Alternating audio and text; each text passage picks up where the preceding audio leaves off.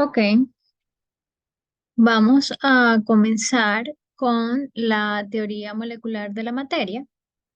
La idea es entender de dónde sale la corriente, cómo se forma la corriente, y para eso tenemos que entender cómo está compuesta la materia, y es bastante sencillo. Básicamente, todos los materiales están compuestos por átomos, y esos átomos a su vez tienen electrones, neutrones y protones.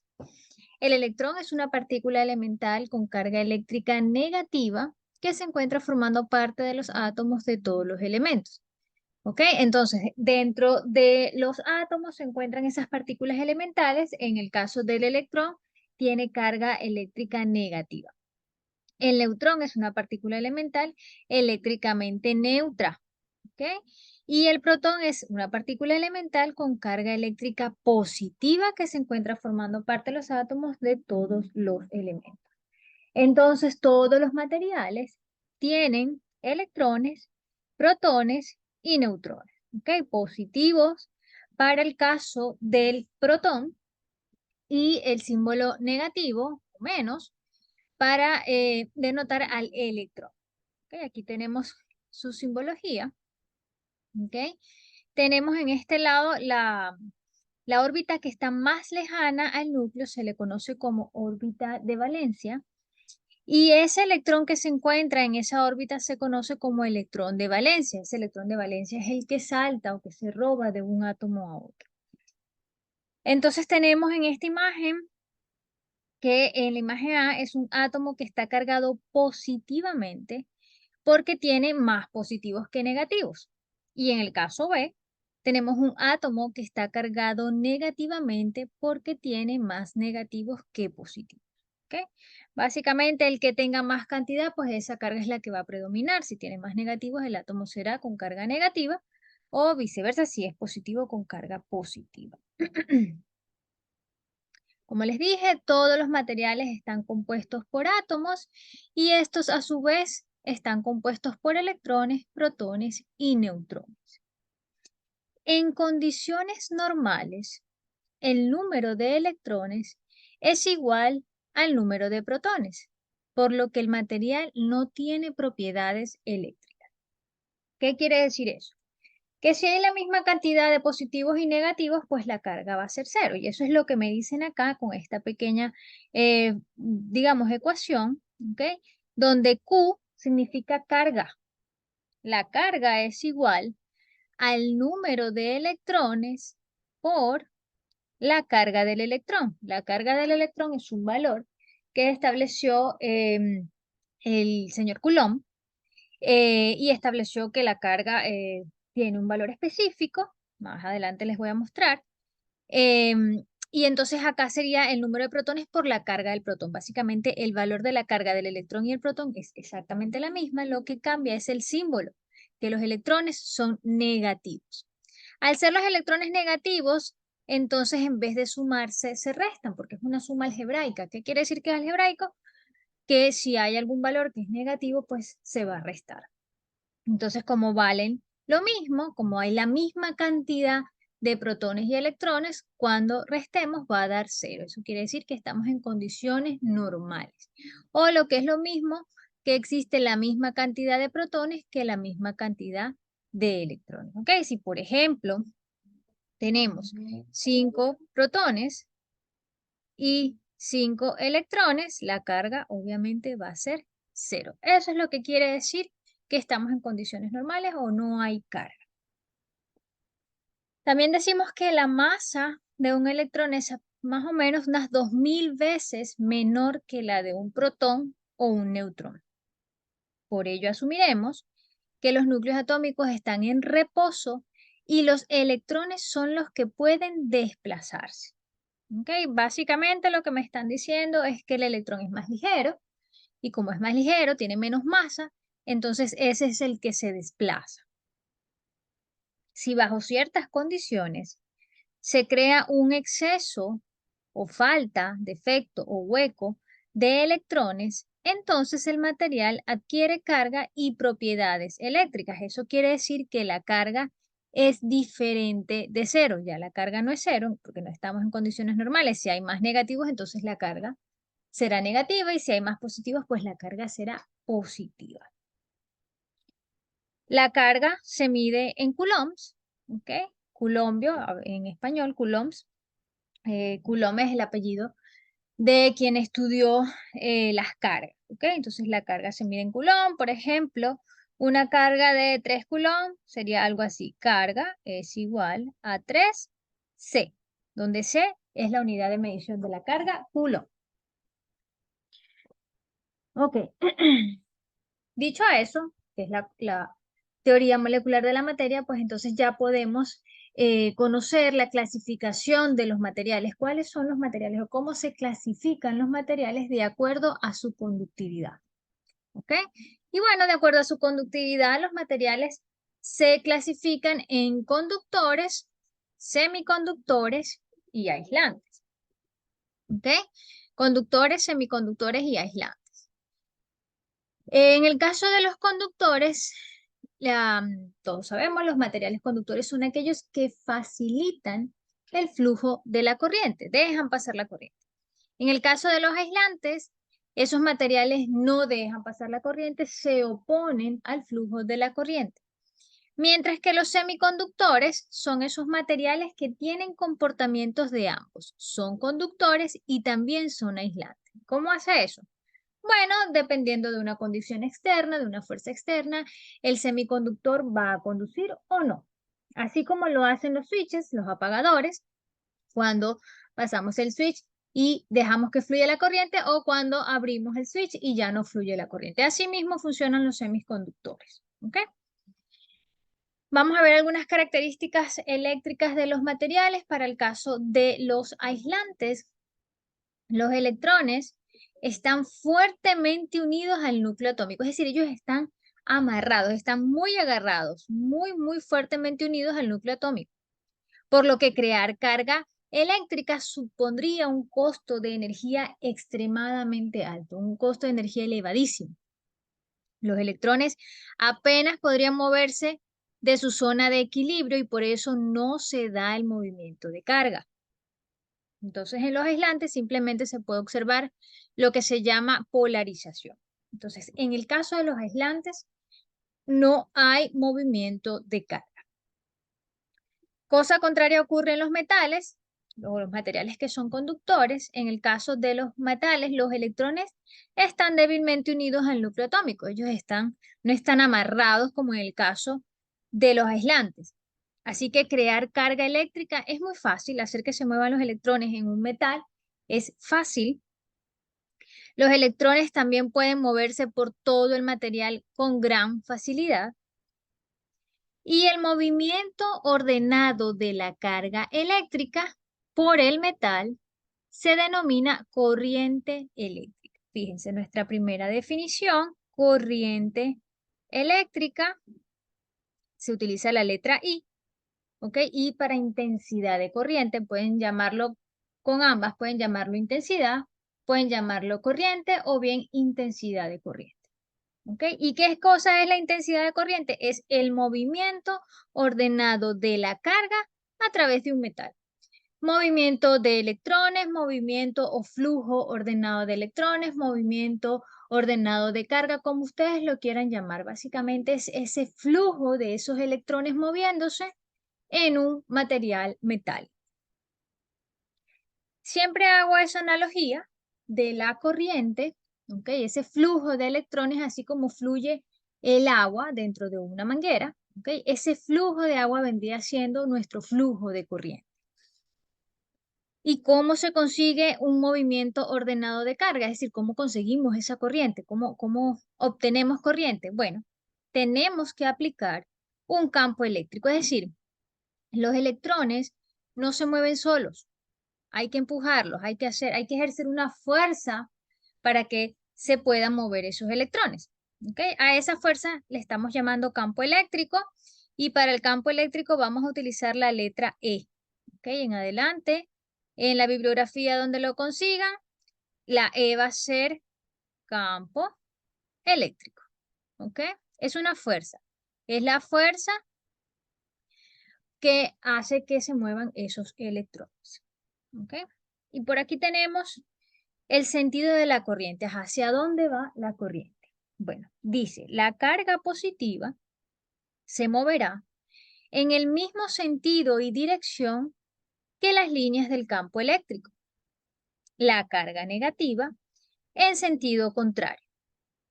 Por convenio, se adopta como el sentido de la corriente el mismo que de las cargas positivas. Ok, ¿qué quiere decir eso? Eso genera un poquito de confusión porque me acaban de decir que el electrón es más ligero y ese es el que se mueve porque los positivos se quedan en el núcleo.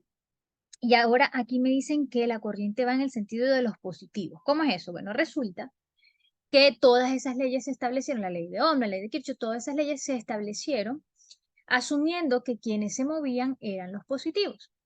Mucho tiempo después se descubrió que los electrones son los que se mueven porque son más ligeros, etcétera, etcétera.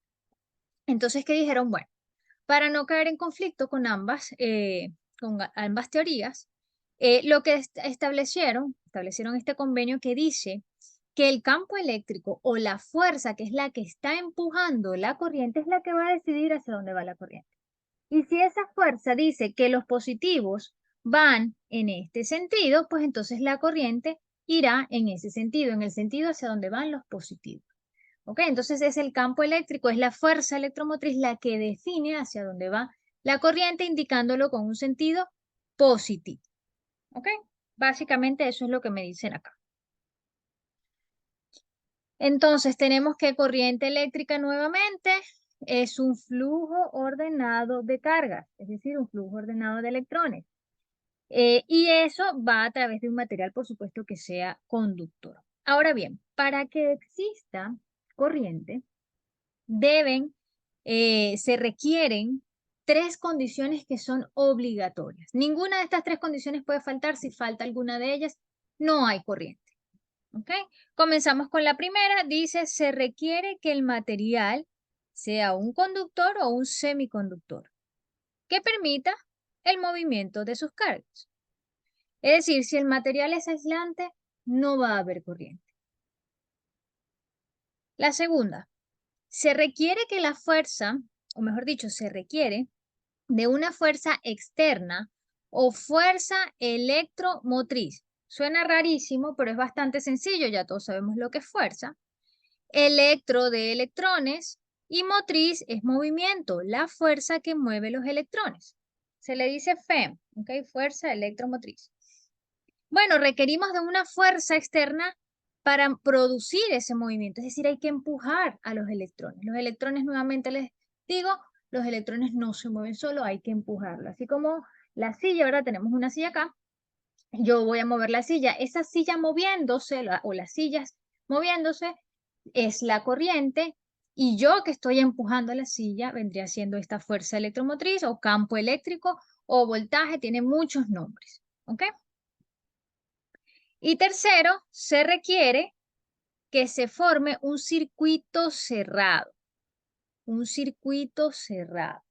Si el circuito está abierto, no va a circular corriente, ¿ok? Ni siquiera hasta la mitad del camino, no, no, no, es que no va a circular corriente. Entonces, tienen que existir estas tres condiciones para que exista corriente, ¿ok? Tiene que ser un material conductor, tenemos o necesitamos una fuerza, por ejemplo, en un circuito básico de corriente directa sería una batería, ¿verdad? Una batería. Entonces necesitamos de la batería para que se muevan los electrones. Y tercero, pues establecer un circuito, hay que establecer un camino por donde va a fluir la corriente. Entonces tenemos que la corriente eléctrica, el símbolo es la I, como les decía, intensidad de corriente, la I, ¿ok? Dice, la intensidad de corriente es la cantidad de carga eléctrica que pasa por un punto en un tiempo específico, un tiempo t. ¿Ok? Esta vendría siendo la definición de la corriente eléctrica, cantidad de carga en un tiempo específico. Y eso es esta fórmula que me están mostrando acá. ¿Ok? Intensidad de corriente es igual a la cantidad de carga que pasa por un punto en un tiempo t. ¿Ok? Esto es un slash, es división, recuerden, división. Sería carga entre el tiempo. ¿Ok? Pues, como hablábamos que era un flujo, sería un flujo de electrones en un tiempo específico. Es decir, algo así como las velocidades. Cuando vamos manejando, ¿verdad? Vamos a una velocidad de tantas millas por hora. Es decir, estamos eh, desplazando cierta cantidad, cierta distancia en un tiempo específico. Bueno, lo mismo pasa acá, solo que no es distancia, sino cantidad de coulombs de carga en tiempo específico. En este caso son segundos. Sería coulomb por segundos. Solo que no es práctico decir, está pasando una corriente de 3 coulombs por segundo. No, no usamos eso. Lo que hacemos es que a este coulomb por segundo lo llamamos amperes. Amperes, amperios, amps en inglés, ¿ok? Con la letra A. Los amperios es la unidad de medición de la corriente, ¿ok? La corriente, como les digo, se mide en amperios. Bueno, ahí está pasando una corriente de 2 amperios, eso se escribe así, intensidad de corriente es igual a 2A, ¿ok? Muy, muy importante, por favor tomen nota, intensidad de corriente se mide en amperios, ¿ok? Y bueno, aquí está como un ejemplo, cómo fluirían esos electrones, estos son los electrones, ¿verdad? Moviéndose de forma ordenada. Eso es lo que es corriente, es un flujo. Muy bien. Vamos a hablar sobre la ley de Coulomb. Como les decía, Coulomb hizo los estudios sobre las cargas. Esta ley, lo más importante o lo que interesa de esta ley es que existe una fuerza entre las cargas, que bueno, viene dada por esta ecuación, esta fórmula. Simplemente se las leo. Esta acá es una constante de proporcionalidad. Recuerden que las constantes de proporcionalidad básicamente es un número que multiplica a. ¿Ok? Es un valor constante que este señor determinó, que vale 9 por 10 a la 9 newton metro cuadrado por coulomb cuadrado. Eso es lo que vale esa constante. Ese valor lo multiplicado por la carga 1, carga 2, dividido entre la distancia al cuadrado. Bueno, esa es la ecuación para determinar la fuerza entre dos cargas. Pero lo interesante de esta ley es que él estableció que si las cargas eran iguales, entonces esa fuerza es una fuerza de repulsión. Y si las cargas son diferentes, entonces existe una fuerza de atracción. Cargas iguales se repelen, cargas diferentes se atraen. ¿Ok? Esa es la parte interesante de la ley de Coulomb. Como todos sabemos, un ejemplo clásico de la fuerza entre las cargas son los imanes. ¿Ok? Cuando tenemos el imán tiene dos polos, el polo norte y el polo sur, y si ponemos los polos iguales, eso no se juntan. Y si ponemos polo norte con polo sur, entonces ahí se pegan bastante, ¿verdad? Se atraen.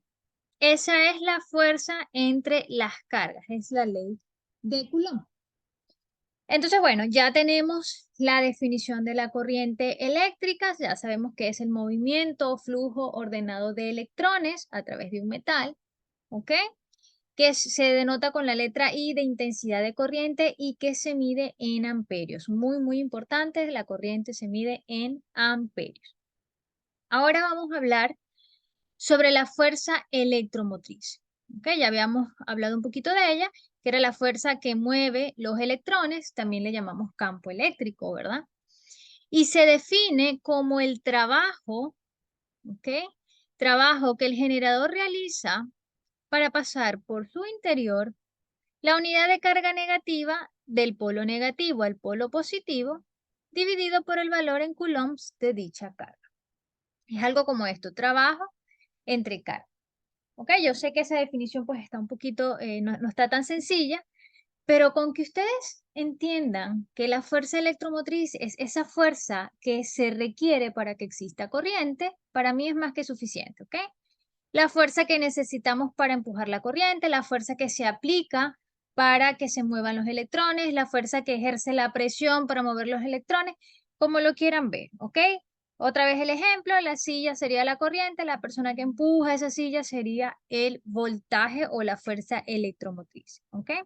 En el ejemplo del agua que siempre les pongo, la manguera, ¿verdad? El agua fluyendo por una manguera, entonces esa agua fluyendo sería la corriente y es la presión Cuando abrimos la llave, la presión que hay para que se mueva esa agua, ese sería nuestro voltaje, ¿ok? Tiene muchos nombres, ¿ok? La llamamos tensión eléctrica, también la llamamos voltaje, mi favorita. Se le llama diferencia de potencial, se le llama caída de tensión, diferencia de tensión, potencial eléctrico, casi que hacemos combinaciones de todas estas palabras, pero es lo mismo, ¿ok? Es esa fuerza que empuja a los electrones, la llamamos voltaje y muy, muy, muy importante, se mide en voltios, con la letra V, voltios, ¿ok? Entonces ya tenemos la corriente que se mide en amperios, ¿ok? Y ahora tenemos el voltaje que se mide en voltios.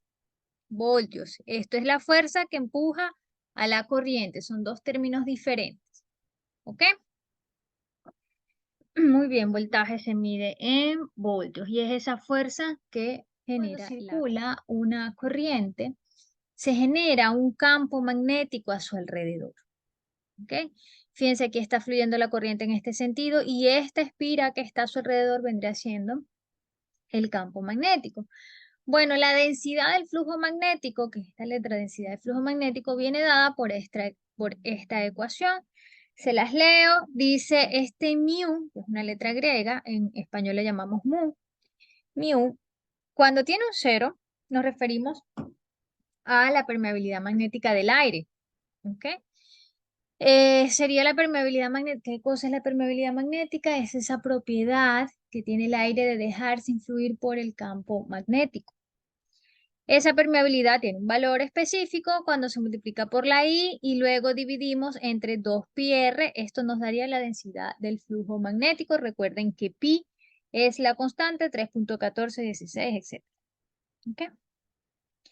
También tenemos en este caso, cuando hacemos muchas vueltas para mejorar la densidad de flujo magnético, lo que hacemos es que hacemos como una especie de enrollado, arrollado, devanado, inductor, winding, coil, eso tiene muchos nombres. ¿Ok? El asunto es que son muchas vueltas de alambre, cable protegido, ¿ok? Forrado, y muchas vueltas, y en vez de usar el aire como conductor o como en el centro, perdón, en el centro del inductor, en vez de usar el aire, podemos usar algún material que tenga mejor permeabilidad magnética, como el caso de la ferrita o los materiales ferrosos, ¿ok?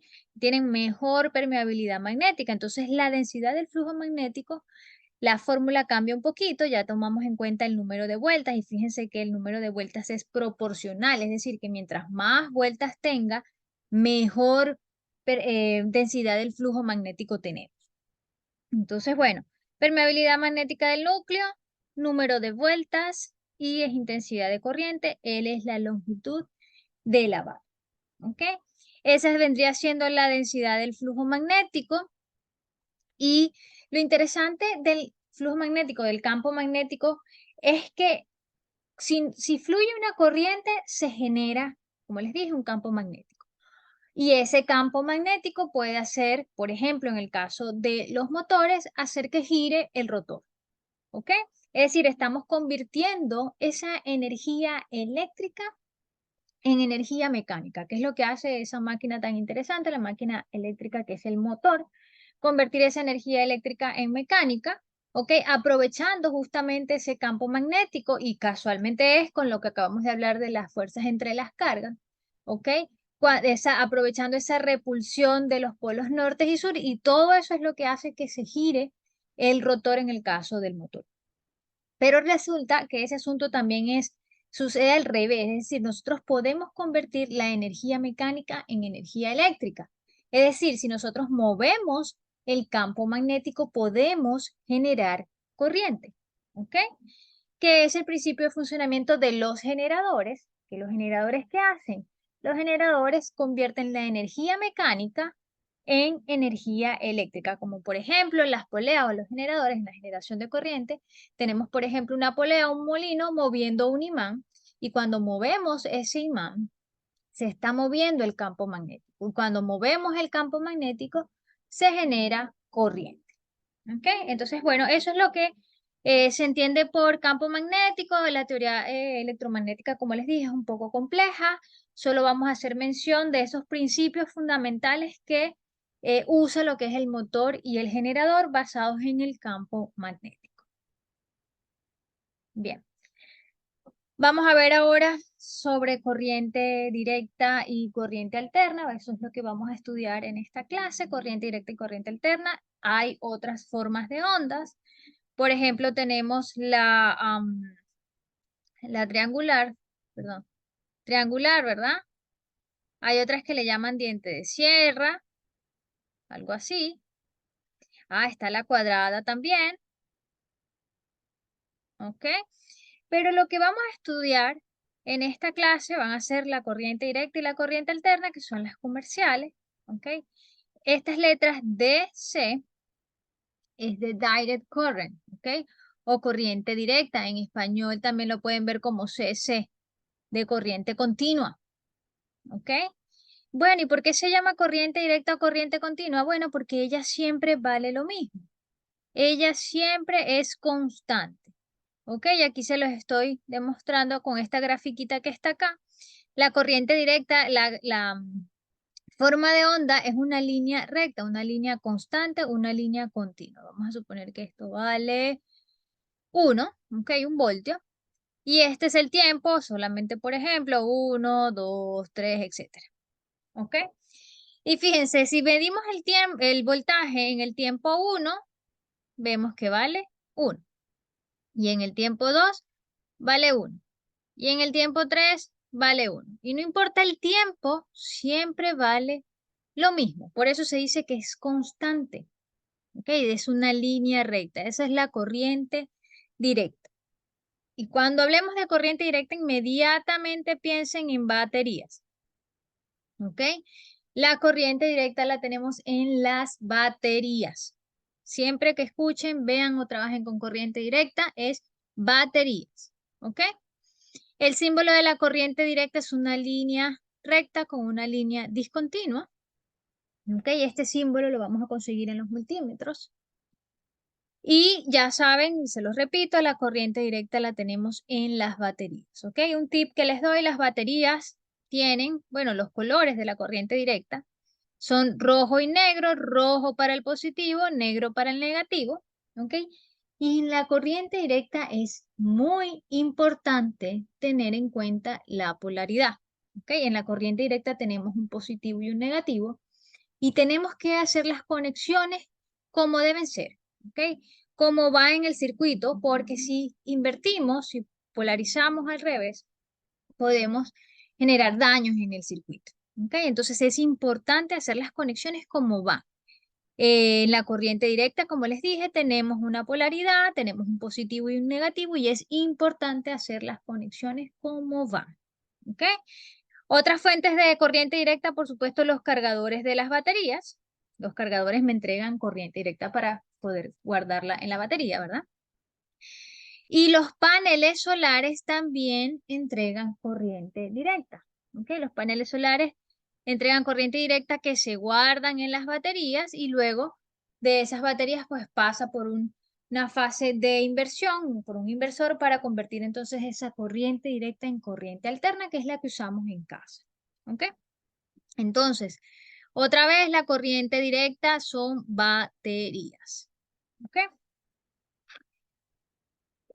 Ahora para la corriente alterna, pues aquí ya es un poquito diferente el asunto. La corriente alterna no es constante. La corriente alterna es variable. ¿Ok?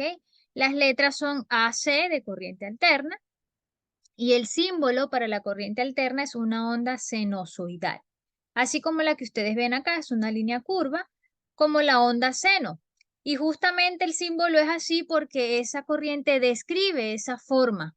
¿Ok? La corriente alterna tiene esta forma, es una onda sinusoidal. ¿Ok? Y esa corriente es alterna, es variable, es dependiente del tiempo. Fíjense, aquí tenemos la forma de onda, voltaje versus tiempo. Y aquí me dicen que en el tiempo cero, la línea azul está en cero. En este tiempo, la línea azul, vamos a suponer que esto es que es 0,8, es un ejemplo. Luego en el tiempo pi medio, esto vale 1. Luego en el tiempo pi otra vez vale 0. En el tiempo 3 pi medio vale menos 1. Y luego en el tiempo 2 pi vale 0 y así sucesivamente. Sube a 1, baja a menos 1 y así está. Está oscilando entre más 1 y menos 1, 1 y menos 1. ¿Ok? Es un ejemplo. Entonces, por eso es que se dice que ella es alternante o es oscilante, porque está siempre oscilando entre esos valores. ¿Ok? Entonces es variable.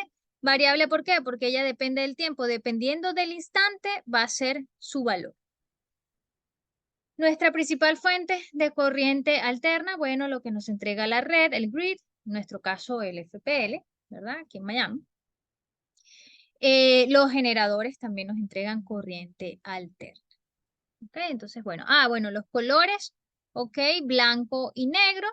No vamos a ver todavía el código de colores, perdón. Ustedes más adelante van a ver en las clases siguientes, van a ver NEC 1, NEC 2, NEC 3 y ahí les van a ir explicando todo el código de colores. ¿Ok? Por ahora blanco y negro para la corriente alterna, rojo para el positivo en corriente directa, negro para el negativo.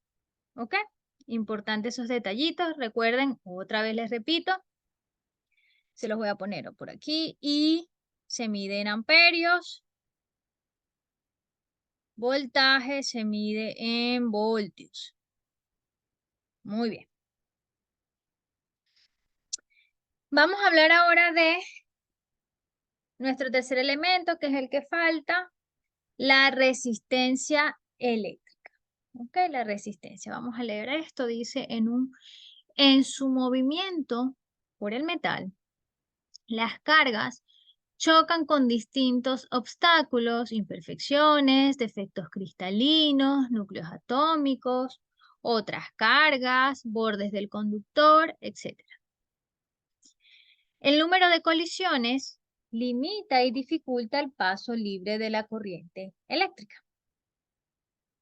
Según el mayor o menor número de colisiones, cada material conductor se resiste más o menos al paso de la corriente. Y a esa propiedad se le denomina resistencia eléctrica. ¿Ok? Con la letra R para denotar la resistencia eléctrica. Entonces, ¿qué cosa es la resistencia eléctrica? Es esa oposición al flujo de la corriente. ¿Ok? Eso es resistencia. Lo que se resiste se opone al flujo de la corriente. Y el nombre nos ayuda un poco a recordar. Resistencia se opone, es esa propiedad de oposición al flujo de la corriente. ¿Ok? Se utiliza la letra R. Imagínense que estas pelotitas amarillas es la corriente que intenta ir desde la parte superior de la rampa hasta la parte inferior, pero en su camino choca con estos clavitos. Esos clavitos representan la resistencia, ¿ok? Esa oposición al flujo de la corriente. ¿Ok? Entonces se le denomina resistencia eléctrica a la oposición del flujo de electrones al moverse a través de un conductor. La unidad de la resistencia en el sistema internacional es el ohmio, ¿ok? El ohmio con la letra omega, ohmio, ¿ok? Vamos escribiendo por acá, resumen, V se mide en voltios, intensidad en amperes, y R, que es resistencia en ohmios, ¿ok? Omega ohmios. Este es el símbolo de la resistencia. Pueden conseguirse en algunos diagramas esquemáticos, cualquiera de estos dos símbolos que tenemos acá. Diagramas esquemáticos son esos diagramas de los circuitos usando símbolos eléctricos y electrónicos, ¿ok? Muy bien. Ahora, esa resistencia, ¿de qué depende? ¿Ok? ¿Qué cosa? ¿Cómo está construido? ¿De qué depende? Básicamente la resistencia, el valor de la resistencia va a depender de sus características físicas, ¿ok? De esas características intrínsecas del material, cómo está construida, con qué la hicieron, el tamaño, el grosor. De eso depende la resistencia. Existe una relación que es la ley de Ohm, la relación entre voltaje, corriente y resistencia. Pero el valor de una resistencia físicamente ya no cambia su valor. ¿Ok? Si queremos cambiar el valor de la resistencia, tenemos que modificarla físicamente. ¿Ok? Eso es lo que me quieren decir acá, que la resistencia depende de los valores, perdón, de su construcción física. Básicamente de estos valores, de la longitud, o sea, qué tan larga es la resistencia, de la sección, quiere decir su grosor, esta área que está aquí, el grosor de la resistencia, y de otro parámetro aquí que es la resistividad eléctrica del material. Esto es una letra griega que se llama Rho. Resistividad eléctrica del material. Todos los materiales tienen un valor de resistividad. Es un valor, una constante que tienen todos los materiales. Y es esa propiedad que tienen de oponerse al flujo de la corriente. Y la resistencia va a depender de estos valores, básicamente de la resistividad, de la longitud y de la sección. ¿Ok? La temperatura también afecta el valor de la resistencia. Aquí dice, la excitación térmica agita todas las partículas constituyentes del conductor y aumenta, por tanto, el número de colisiones. Es decir, la temperatura genera más oposición al flujo de la corriente porque está aumentando las colisiones, más choques, más oposición. ¿Ok? Entonces, aunque existe esa relación entre voltaje, corriente y resistencia, no quiere decir que si yo le voy a poner más voltaje, la resistencia va a aumentar. No, no, no, no. La resistencia tiene ese valor. Cuando compramos una resistencia, la resistencia viene de 5 ohmios y eso es lo que vale. ¿Ok? No porque le ponga más o menos voltaje, la resistencia va a cambiar. No. La resistencia, cuando la compramos, trae su valor de resistencia, no cambia. Entonces dice, la resistencia eléctrica es una propiedad de todo material. Para el caso de los metales, la resistividad es muy pequeña, obvio. Me están diciendo que la resistencia es la oposición y el metal no se opone a la corriente. El metal deja pasar toda la corriente, por lo tanto tiene una resistividad muy pequeña. Ahora, en el caso de los aislantes, la resistividad es muy grande. Pues obvio, ese es el trabajo de los aislantes, no dejar pasar la corriente. ¿Ok? Por ello se entiende entonces que la resistencia eléctrica a cualquier material por donde discurre una corriente eléctrica más o menos fácilmente. Esa es la definición de la resistencia. Ya habíamos visto que el símbolo de la resistencia es este, que es como una línea quebrada. ¿Ok? Y aquí también repetimos lo de la fabricación de las resistencias. ¿Ok? Los fabricantes de resistencias, ¿qué hacen? Bueno, jugar con esta ecuación. ¿Ok? R, que es resistencia, es igual a ρ o resistividad por la longitud dividido entre la sección. ¿Qué hacen los fabricantes para construir diferentes valores de resistencias? Bueno, ellos crean resistencias con diferentes longitudes, es decir, hilos más largos y más cortos. Mientras más largo, mayor resistencia. Pueden hacer también hilos con distintas secciones, es decir, delgaditos y más gruesos. Ya con eso obtienen diferentes valores de resistencia. Y pueden hacer hilos con distintos materiales, es decir, utilizan diferentes tipos de materiales para obtener diferentes valores de resistencia. Esta tablita me gusta bastante porque explica un poco cuál es la aplicación de los materiales de acuerdo a su resistividad. Por ejemplo, en el caso del cobre. En el caso del cobre hay una tablita que dice que tiene un valor de 1.7 por 10 a la menos 8 ohmios por cada metro. Esto que está acá, ya se los había explicado antes, solo lo recordamos, es un exponente de base 10 con 8 posiciones. A ver, 10 a la menos 8 sería 0, o punto, perdón, que aquí estamos en punto, 0.1, 2, 3, 17. Ahí está. 0.0000017. ¿Ok? Serían 8 posiciones. Vamos a ver 1, 2, 3, 4, 5, 6, 7 y 8. ¿Ok? Ese número es extremadamente bajo, prácticamente cero.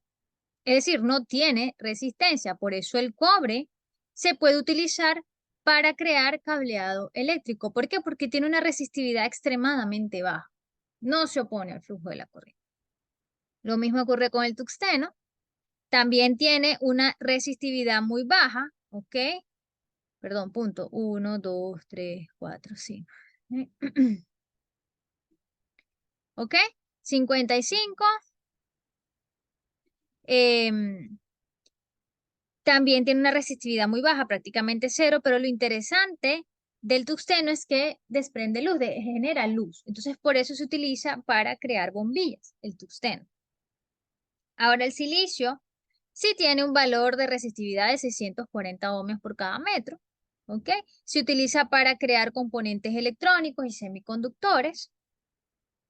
El plástico tiene una resistividad de 10 a la 13 o 10 a la 16. Esos son muchos ceros a la derecha. ¿Ok? Imagínense 16 ceros a la derecha. 1, 2, 3, 4, 5, 6, 10, 11, 12, 13. Vamos a comenzar con el 13. Esos números son extremadamente grandes. ¿Ok? Perdón. ¿Ok?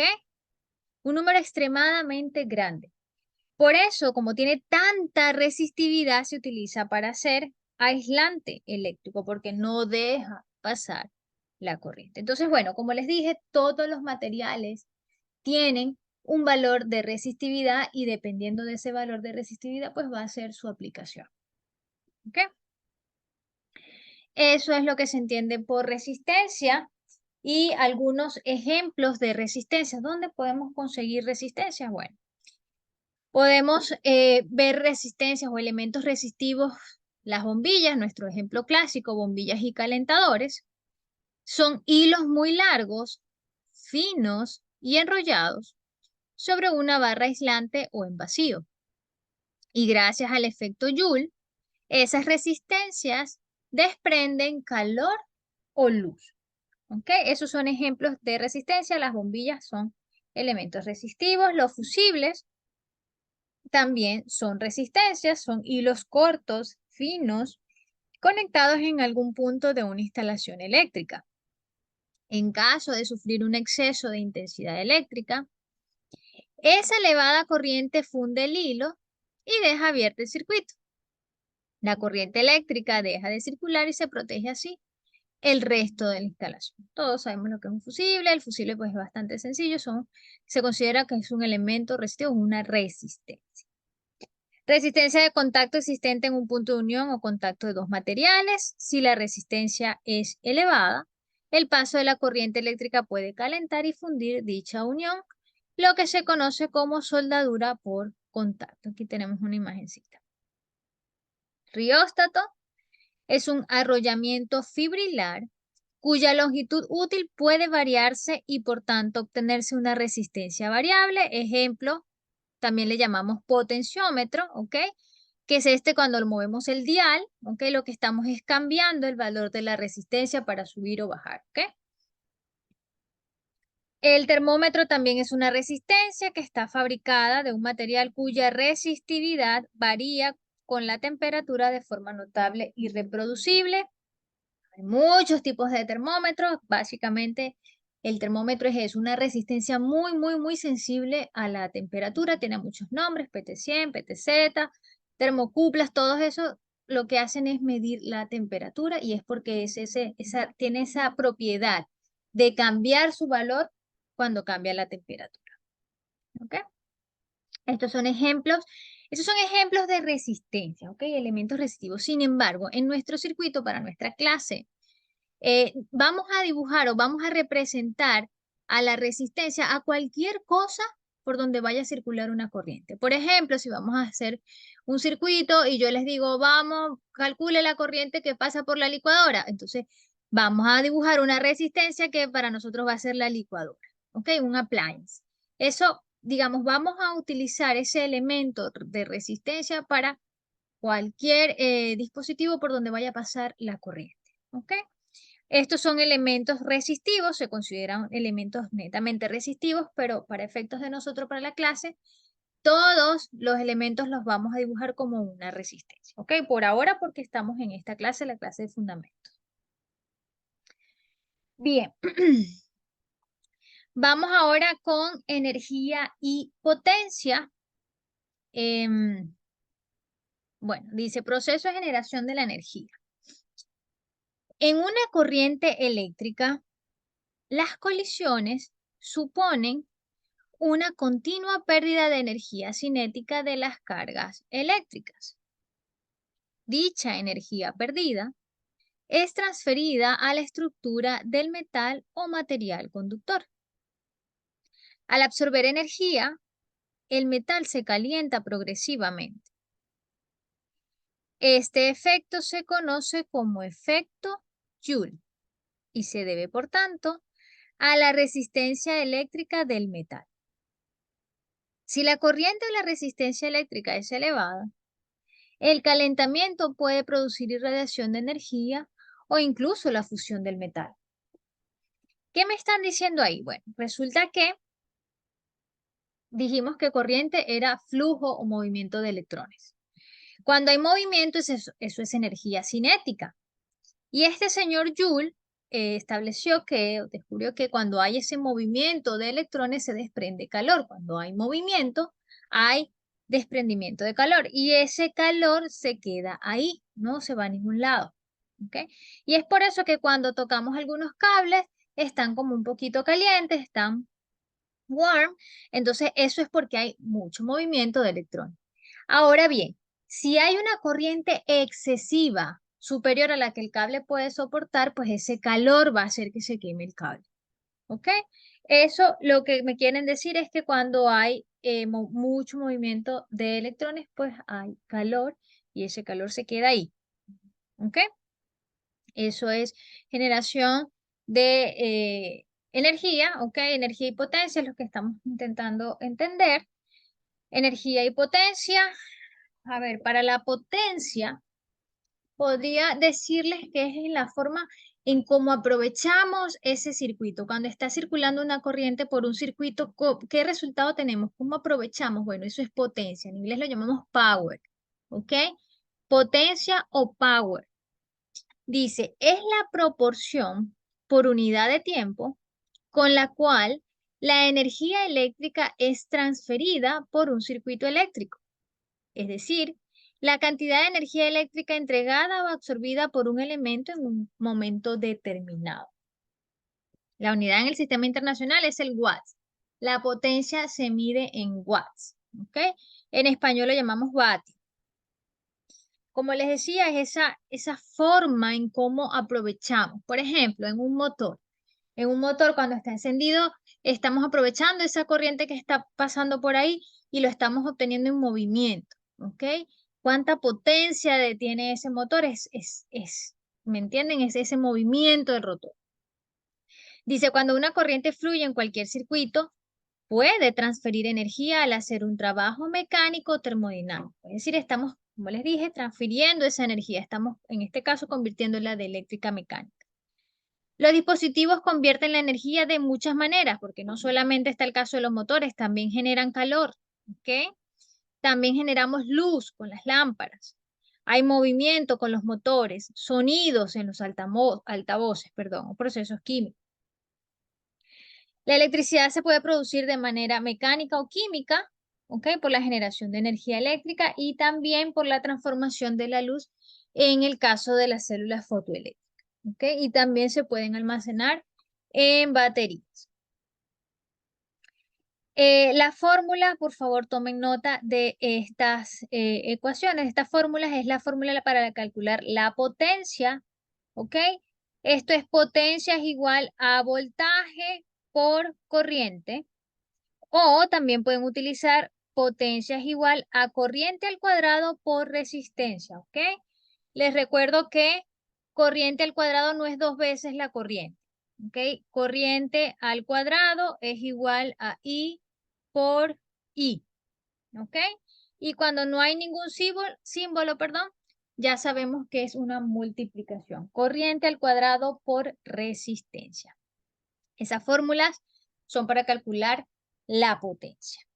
¿Ok? La potencia, como les dije, se mide en watts, pero también se mide en horsepower o HP. Y aquí tienen el equivalente, ¿ok? Un HP es igual a 746 watts.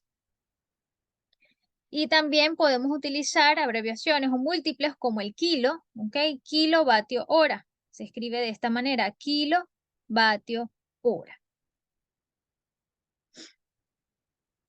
Muy bien, y ya llegamos entonces a la ley de Ohm porque ya vimos esos tres parámetros muy importantes. Vimos que es voltaje, vimos que es corriente y vimos que es resistencia.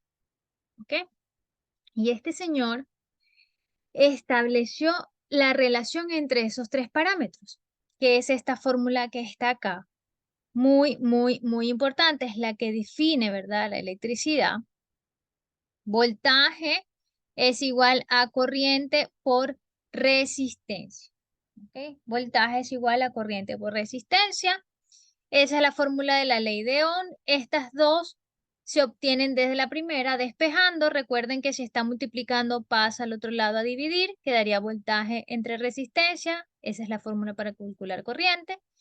Y si queremos despejar la R, entonces quitamos la I pasa a dividir voltaje entre I, voltaje entre I. Entonces, bueno, esa es la ley de Ohm. La ley de Ohm me habla de algo bien interesante. Fíjense lo que pasa con la corriente. Vamos a ver esta formulita de la corriente. ¿Ok?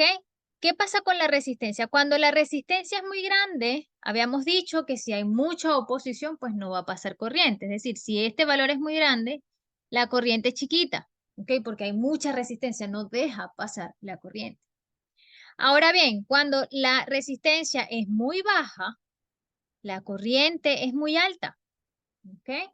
Pues claro, porque si no hay oposición, la corriente va desbocada. ¿Ok? Entonces, dependiendo de este valor, si es muy grande o muy pequeño, va a dejar pasar o no la corriente.